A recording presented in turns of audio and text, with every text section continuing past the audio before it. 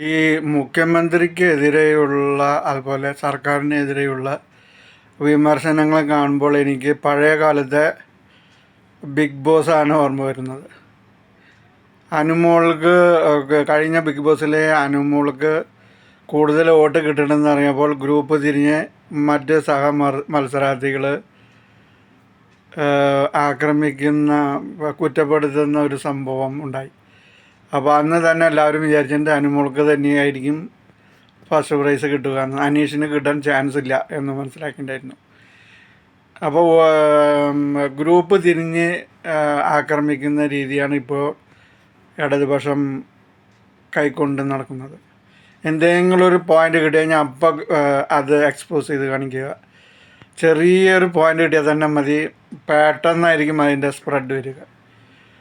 അപ്പം ജനപ്രീതി നേടിയ ഒരാളിനെ ഇങ്ങനെ കൂട്ടം തിരിഞ്ഞ് ആക്രമിക്കുന്നതിന് പകരം ആൾക്കൊരു ഹെൽപ്പ്ഫുള്ളായിട്ട് നിൽക്കുക എന്നതാണ് നല്ലതെന്ന് എൻ്റെ ഒരു അഭിപ്രായത്തിൽ എനിക്ക് തോന്നുന്നത്. അതായിരിക്കും നല്ലത്. പിന്നെ നിങ്ങൾക്ക് വിമർശനം ഉന്നയിക്കാമെന്നുണ്ടെങ്കിൽ ഇതെല്ലാം കഴിഞ്ഞ് നിയമസഭയിൽ നിങ്ങൾക്ക് ഈ പ്രശ്നങ്ങളെല്ലാം ഉന്നയിക്കാനായിട്ട് സാധിക്കും.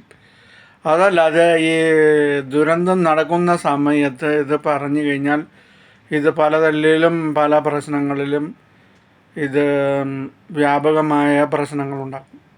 അപ്പോൾ അതിനാൽ ഇങ്ങനത്തെ പ്രശ്നങ്ങൾ നടക്കുന്നതിൻ്റെ ഇടയിൽ ഇതുപോലെ പറയാതിരിക്കുക. നിങ്ങൾക്ക് ചൂണ്ടിക്കാട്ടാൻ പ്രശ്നങ്ങളുണ്ടെങ്കിൽ അത് നിയമസഭയിൽ ഉന്നയിക്കുക. ഇതൊക്കെ തെളിവ് സഹിതം കാട്ടുക. അങ്ങനെ സർക്കാരിൻ്റെ പ്രശ്നങ്ങളൊക്കെ നിങ്ങൾക്ക് ചൂണ്ടിക്കാണിക്കാനായിട്ട് സാധിക്കും. അതാണ് ചെയ്യേണ്ടത്. അതല്ലാതെ പല കാരണങ്ങൾ കൊണ്ടും അറിയാതെ പോയ സംഭവങ്ങളുണ്ട്. അപ്പോൾ അത് വെച്ച് ഒരു ഗവൺമെൻറ്റിനെ കുറ്റപ്പെടുത്താനായിട്ട് നിൽക്കുന്നത് ശരിയല്ല. ഞാൻ പറയാൻ കാരണം എന്താണെന്ന് വെച്ചാൽ അതുവരെ ഓറഞ്ച് അലർട്ടാണ് പ്രഖ്യാപിച്ചിട്ടുണ്ടായിരുന്നത്. അപ്പോൾ പെട്ടെന്നാണ് റെഡ് അലർട്ടായത്. അത് എല്ലാ ഭാഗത്തും ഇല്ല. അപ്പോൾ ഇതേപോലെ വെള്ളം വരുമെന്നോ ഇതേപോലെ പ്രളയം ഉണ്ടാകുമെന്നോ ആരും പ്രതീക്ഷിച്ചില്ല. അതാണ് മെയിൻ കാരണം. ഇത് നിങ്ങൾ മനസ്സിലാക്കണം. അതായത് ഇത്രയും ഒരു സംഭവം ഉണ്ടാകുമോ ഇല്ലയോ എന്നുള്ളത് ആർക്കും പറയാൻ പറ്റാത്ത സ്ഥിതിയായി. അതാണ് സംഭവം, മെയിൻ സംഭവം അതാണ്. അതേപോലെ തന്നെ ഈ റോഡ് പണികളിലെ അപാകത ഒത്തിരി ഉണ്ട്. ഇപ്പോൾ ഇതിൽ നമ്മളെ റോഡ് വികസനം എന്ന പേരിൽ പല റോഡുകളും വീതി കൂട്ടിയെങ്കിലും സൈഡിൽ നിന്ന് സ്ഥലമെടുക്കാതെ ഓടകളോ മര്യാദയ്ക്ക് പണിയാതെ ഇട്ടിരിക്കുകയാണ്.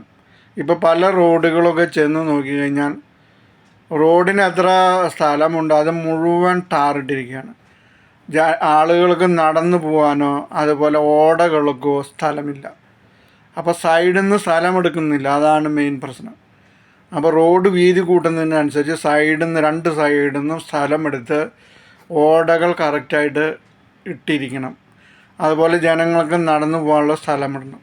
ഇപ്പോൾ എന്താ ഉണ്ടാവണമെന്ന് വെച്ചാൽ മഴവെള്ളം വന്ന് എല്ലാവരും മതിൽ കെട്ടി ഉള്ളിൽ മറ്റേ എല്ലാം ഗവൺമെൻറ്റിനെ പറഞ്ഞിട്ട് കാര്യമില്ല. ഈ വീടിൻ്റെ മുറ്റത്തൊക്കെ ഈ കല്ല് പാവിയിട്ട് വെള്ളം ഇറങ്ങി പോകാൻ പറ്റാവുന്ന സ്ഥിതിയല്ല ഇപ്പോൾ പല വീടുകളിലും ഉള്ളത്. ഈ വെള്ളമെല്ലാം നേരെ വരുന്നത് റോട്ടിലേക്കാണ്.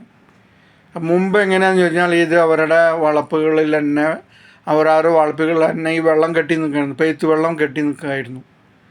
1-2 ദിവസം കെട്ടിക്കുന്നു. അതിനും കൂടുതലും മഴ വന്നാൽ മാത്രമേ പുറത്തേക്ക് വന്നിരുന്നുള്ളൂ.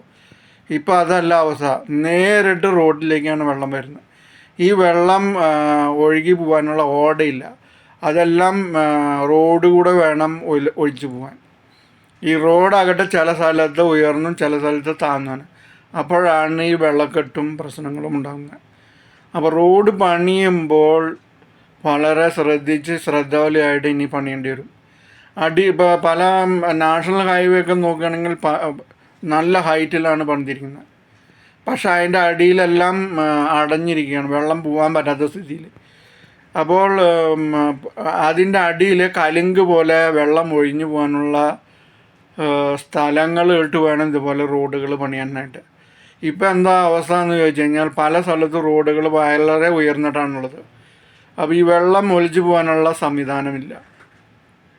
ആ വെള്ളം അവിടെ കെട്ടി നിൽക്കുകയാണ്. അതാണ് സംഭവിക്കുന്നത്. അതേപോലെ റോഡ് വീതി കൂട്ടുമ്പോൾ സൈഡിൽ നിന്ന് വീതിക്കുള്ള സ്ഥലം എടുക്കാനും ശ്രദ്ധിക്കണമെന്ന് പ്രത്യേകം അഭ്യർത്ഥിക്കുകയാണ്. എന്നാലേ ഓടകളൊക്കെ കറക്റ്റായിട്ട് പണിയാൻ പറ്റുള്ളൂ. ഈ വെള്ളം ഒലിച്ചു പോകാനുള്ള സംവിധാനങ്ങളൊക്കെ ഉണ്ടാവുള്ളൂ. ഈ ഗൾഫ് രാജ്യങ്ങളിലൊക്കെ ഞാൻ പലപ്പോഴും കണ്ടിട്ടുണ്ട്. ഇവർ റോഡ് ഇപ്പോൾ L&T കമ്പനിയാണ്, ഇന്ത്യൻ കമ്പനിയാണ് ഇവിടെ റോഡ് പണിത് തീർക്കുന്നത്. അവർക്കാണ് കോൺട്രാക്റ്റ് കിട്ടിയിരിക്കുന്നത്. അപ്പോൾ അവരോട് ഞാൻ ചോദിക്കേണ്ടായി, ഇങ്ങനെ ഇടയ്ക്കിടയ്ക്ക് മരുഭൂമിയിൽ കൂടെ റോഡുകൾ അവർ പണിയുണ്ട്. അപ്പോൾ ഇടയ്ക്കിടയ്ക്ക് ഇങ്ങനെ നല്ല നീളത്തിൽ ഓടകൾ പോലെ ഈ സ്ലാബ് ഇട്ടിട്ട് അവർ പണിത് വിട്ട് ഇങ്ങനെ പോകുന്നുണ്ട്. അപ്പോൾ ഞാൻ ചോദിക്കും, ഇവിടെ പുഴകളോ അങ്ങനത്തെ ഒന്നുമില്ലല്ലോ, പിന്നെ എന്തിനാണ് ഈ കലുങ്ക് പോലെ ഉണ്ടാക്കി വെച്ചിരിക്കുന്നത്? അപ്പോൾ അവർ പറയുന്നത് ഇടയ്ക്കിടയ്ക്ക് വല്ലപ്പോഴും ഒരിക്കൽ ഒരു മഴ പെയ്യും. ആ മഴയുടെ വെള്ളം എന്ന് പറഞ്ഞാൽ ഭയങ്കര ശക്തിയായിട്ടുള്ള കുത്തൊലിപ്പാവും, അതിൽ ഈ റോഡ് ഒലിച്ചു പോവും. അപ്പോൾ ആ വെള്ളം പോകാൻ വേണ്ടിയിട്ടാണ് അവർ ഈ കലുങ്ക് ഇങ്ങനെ ഇടയ്ക്കിടയ്ക്ക് ഇട്ടിരിക്കുന്നത്.